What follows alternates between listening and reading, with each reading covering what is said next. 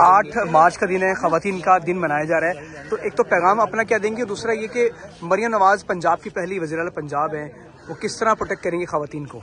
بہت شکریہ جی. دیکھیے میرے لیے آج کا دن بہت اسپیشل ہے.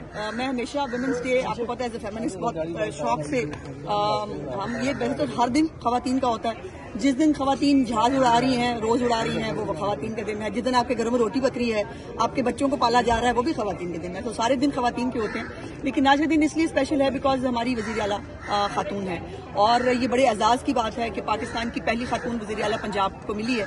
اور اس لیے آج کا دن زیادہ اسپیشل ہے بیکاز آج جو ہم نے ریزالو کرنا ہے اپنے ساتھ، جو ہم نے ارادہ کرنا ہے، عہد کرنا ہے، وہ زیادہ بڑا ہے چونکہ ہم حکومت میں ہیں.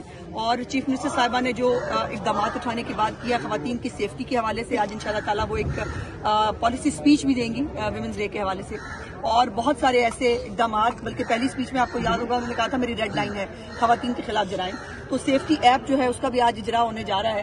سو آج کے دن بہت اسپیشل ہے. انشاءاللہ اگلا سال اور بھی بہتر ہوگا خواتین کے لیے، بچوں کے خلاف جو جرائم ہیں ان کے لیے، اور ٹرانسجینڈرز جو ہیں ان کے لیے، سب جو ہماری ولنریبل سوسائٹی کے سیگمنٹ سمجھے جاتے ہیں. انشاءاللہ مریم نواز صاحبہ کی قیادت میں کوئی بھی سیگمنٹ اب ولنریبل نہیں رہے گا پنجاب کے اندر. مردوں کو دھمکی دیں گی آپ کہ اب آئندہ کے بعد خواتین تشدد نہ کریں؟ نہیں، دھمکی بالکل نہیں دوں گی. سمجھاؤں گی پیار سے کہ مہربانی کریں. وہ خواتین آپ کے گھر کا، آپ کی شخصیت کا، آپ کی فیملی کا ایک بڑا حصہ ہوتا ہے. ان کو بھی عزت دیں، اور عزت جو ہے وہ دینے سے ملتی ہے. دونوں کو ایک دوسرے کو عزت دیں. اپوزیشن نے آج احتجاج کا اعلان کیا ہے، کیا کہیں گی؟ بات کرنے جا رہی ہیں تو کیا سمجھتی ہیں؟